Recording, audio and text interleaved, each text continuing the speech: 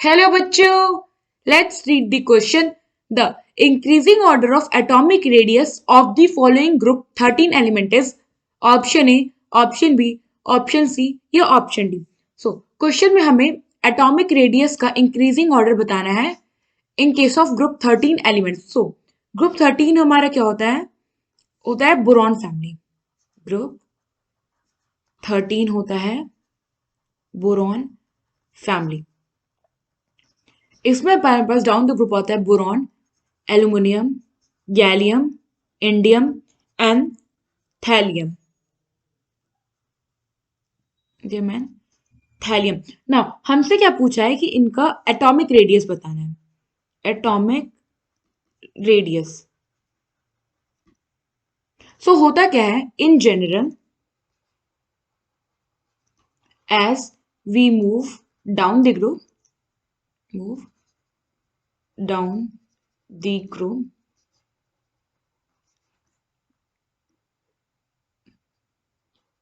due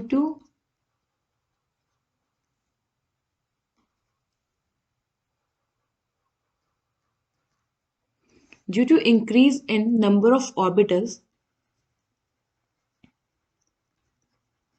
size increases.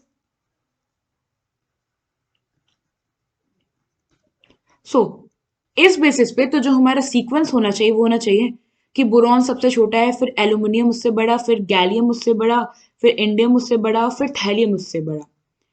But ये जो हमारा सीक्वेंस है ये गलत सीक्वेंस है. ऐसा क्यों, अब हम देखते हैं. जो एक्चुअल सीक्वेंस होता है, एक्चुअल में होता क्या है, सबसे छोटा होता है बोरॉन, उससे बड़ा होता है गैलियम, गैलियम से बड़ा होता है अल्मुनियम, अल्मुनियम से बड़ा होता है इंडियम और सबसे बड़ा होता है थैलियम. सो यहाँ पे गैलियम और एल्यूमिनियम के केस में साइज डिफरेंस क्या है, मतलब क्यों एल्यूमिनियम गैलियम से बड़ा है. ऐसा होता है बिकॉज जो गैलियम है इसके पास 10d इलेक्ट्रॉन प्रेजेंट होते हैं. इट मीन्स इसके पास d ऑर्बिटल होगा. नाउ d ऑर्बिटल होता है तो हम जानते हैं कि जो स्क्रीनिंग इफेक्ट होता है, अगर हम स्क्रीनिंग इफेक्ट का सीक्वेंस देखें